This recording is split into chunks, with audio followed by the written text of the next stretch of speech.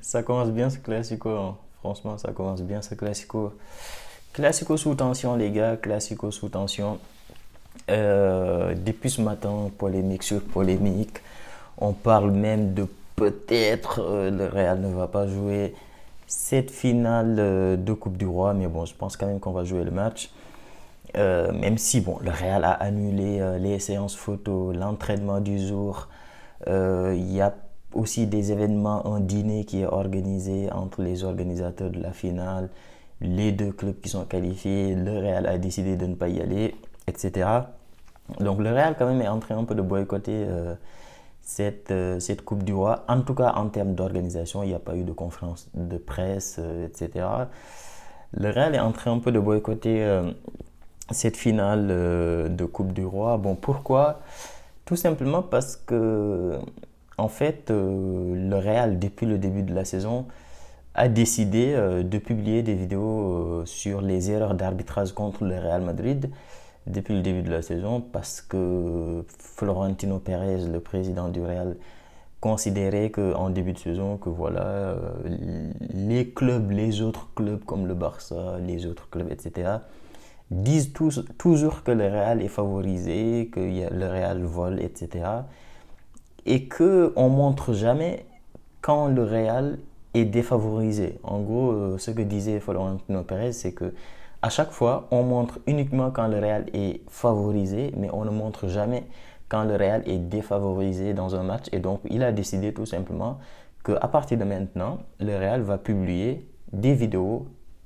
À chaque fois qu'on a un match, avant le match, le Real va publier des vidéos sur les erreurs d'arbitrage qu'il a subies. Et donc ça, on le fait depuis le début de la saison, avant chaque match, on le fait. Ce qui a changé aujourd'hui, c'est que le Real a publié sa vidéo comme d'habitude, hier. Ce qui a changé, c'est que l'arbitre du match est venu ce matin et s'est mis à pleurer. L'arbitre est venu en conférence de presse et s'est mis à pleurer parce qu'il a dit en fait que ses enfants sont partis à l'école apparemment et on leur a demandé, on leur a dit en gros que votre papa c'est un voleur et tout. Et du coup, quand les enfants sont rentrés à la maison, ils ont demandé à leur papa, donc à l'arbitre, papa, est-ce que tu es un voleur et tout. Et donc voilà, ça lui a fait pleurer parce que voilà. Donc c'est un peu ça l'histoire. Et donc, vu que l'arbitre a pleuré, bah, ça a pris des proportions médiatiques incroyables. Et tout le monde en parle, tout le monde en parle, tout le monde accuse le Real Madrid. Les gens disent que le Real Madrid, machin truc, etc. Et le Real Madrid ne doit pas faire ça, etc. Enfin, on met la pression sur les arbitres. Et là, il y a peut-être 2 heures, depuis 2 heures là, j'entends une histoire comme quoi le Real demande qu'on change l'arbitre. Je ne suis pas sûr de cette information-là, de cette dernière information. Si le Real demande qu'on change l'arbitre ou pas, ça je ne suis pas sûr. Parce que je ne l'ai pas vu sur des sites officiels. Mais je l'ai lu quelque part, etc. Donc c'est ça les polémiques, pour vous résumer un peu l'histoire. Euh, c'est quoi mon avis? C'est quoi mon avis?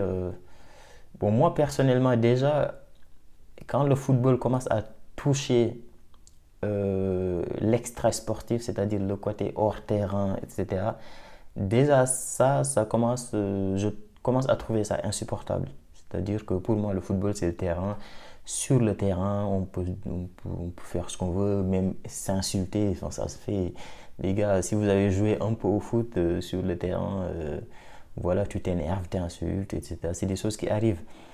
Mais tout ce qui est racisme sur le terrain, tout ce qui est extra-sportif, commencer à faire rentrer la famille, les enfants d'un arbitre qui vont à l'école, qui se font harceler par d'autres élèves, ils rentrent à la maison, ils commencent à pleurer, tu vois. Tout ça, honnêtement, moi je trouve ça insupportable, je trouve que c'est triste et que ça ne doit pas arriver jusque-là. Et je trouve aussi que le Real Madrid, je pense que dans la communication, on pouvait mieux faire. Je pense que dans la communication, on pouvait mieux faire. Tu vois, euh, tu fais une vidéo, l'arbitre vient pleurer, je sais pas quoi. Ok, je sais pas moi, tu fais un communiqué en disant que, bah, ok, que ça reste sur le terrain, qu'il ne faut pas aller parler avec des enfants d'un arbitre. Tu vois, tu essayes de calmer les choses. Mais le problème, c'est que le football en Espagne, en fait, on ne se rend pas compte parce que nous, on est là, on est supporters d'un club et tout. Mais il faut savoir qu'en fait, le football en Espagne, ça n'a rien à voir avec le football en Angleterre, avec le football en France, avec le football en Espagne, c'est vraiment polémique, c'est vraiment politique, c'est 100% politique. Les clubs comme le Real et le Barça, c'est des institutions, c'est pas juste des clubs, c'est vraiment des institutions qui presque militent politiquement, tu vois. Quand on parlait de l'histoire de l'indépendance de la Catalogne, le Barça, c'est un porte-étendard, c'est vraiment un symbole de la Catalogne. Et voilà, donc c'est trop politisé, ce qui fait qu'en fait des petits détails comme ça prend des proportions que nous, en tant que supporters lambda, on ne maîtrise pas. Donc c'est pour ça, moi, ce que je vais vous dire, et je vais m'arrêter là, les seules choses que je peux dire sur ces polémiques, c'est que je ne suis pas favorable au fait que voilà, qu'on fasse des polémiques. Pour moi, le Real aurait pu calmer les choses. Le Real n'a pas besoin de faire ça. En termes de communication, je pense qu'on pouvait faire mieux. Il n'y a pas besoin d'aggraver les choses, de polémiquer, etc. Et même les vidéos d'arbitrage et tout ça, franchement, on peut les arrêter parce que ça ne te favorise pas. Parce que là, l'arbitre, là, imagine, c'est le même qui arbitre demain. C'est peut-être même qu'il va prendre des décisions contre toi parce que voilà, ça, en fait, c'est pas bénéfique au Real, ça nous aide pas, ça ne sert quasiment à rien à part à vouloir se défendre en mettant en place ces vidéos-là. Pour moi, franchement, voilà, pour moi, on peut mieux faire. Si on revient sur le terrain, bon, déjà 7 minutes, je ne sais même pas si on aura le temps de parler du match. Je vais quand même parler un petit peu du match. Pour moi, ce match-là, l'équipe qui joue le plus, l'équipe qui joue le plus gros, on va dire, pour moi, c'est le Barça. Le Real, franchement, on perd ce match-là. Tout le monde va se dire, bah, le Real Madrid, cette année, de toute façon, on est nul. Victoire méritée du Barça. Le Barça est la meilleure équipe d'Espagne, voire une des meilleures équipes d'Europe. Le Barça a gagné ce match, félicitations. Et puis c'est fini. Et puis c'est fini. Je pense que ça va s'arrêter là. Le Barça qui perd ce match, c'est pas la même histoire. Tu perds ce match-là, tu perds une coupe alors que tu visais le triplé. En plus de ça, tu dois aller jouer une demi-finale de Ligue des Champions. La pression qui va se mettre sur tes épaules. En plus de ça, la Liga, tu n'as que 4 points. Il y a un autre classico qui arrive. Tu vois, ça peut tout de suite commencer à créer des problèmes sur les épaules du Barça.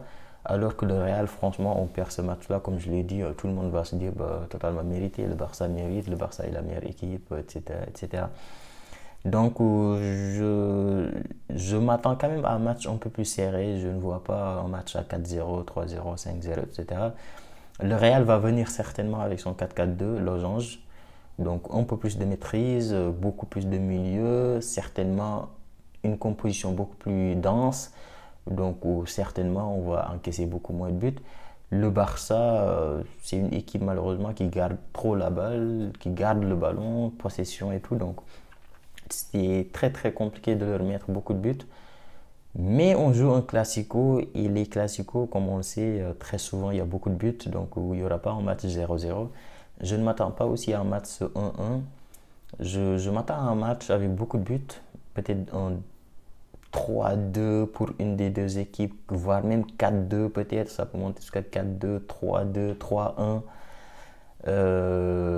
Mais vu que je suis un supporter du Real, même si je vais être honnête, si on regarde deux équipes en termes de football, en termes de maîtrise, si je suis objectif, je vais vous dire que le Barça va gagner ce match peut-être 2-0, 3-1.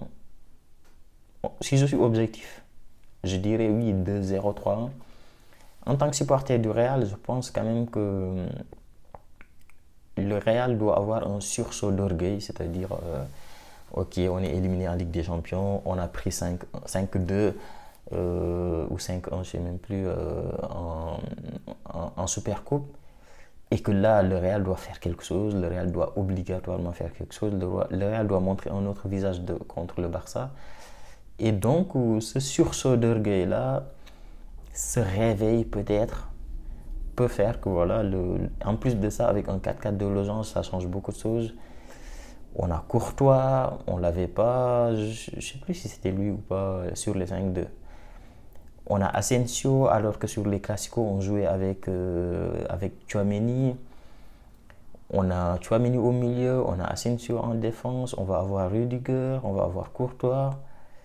Devant, certainement, on va jouer sur un 4-4 de Losange avec Mbappé et Vinicius. Bellingham est là. J'ai espoir. J'ai espoir que le Real puisse faire quelque chose. Et franchement, on peut gagner ce match-là. Peut-être un 2-1 hyper serré. 1-0, je ne pense pas. Un Classico 1-0, c'est rare. Mais peut-être un 2-1, un 3-2 hyper serré pour le Real. Franchement, j'y crois. J'y crois et je pense qu'on est capable de le faire. Dites-moi, vous, les gars, ce que vous pensez de ce Classico-là. Est-ce que d'après vous, qui va gagner le match?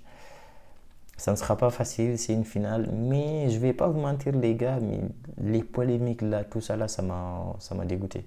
Tu vois, là, j'étais venu pour faire un débrief, filmer mon écran, vous montrer les compositions probables, comment le Real va jouer, etc.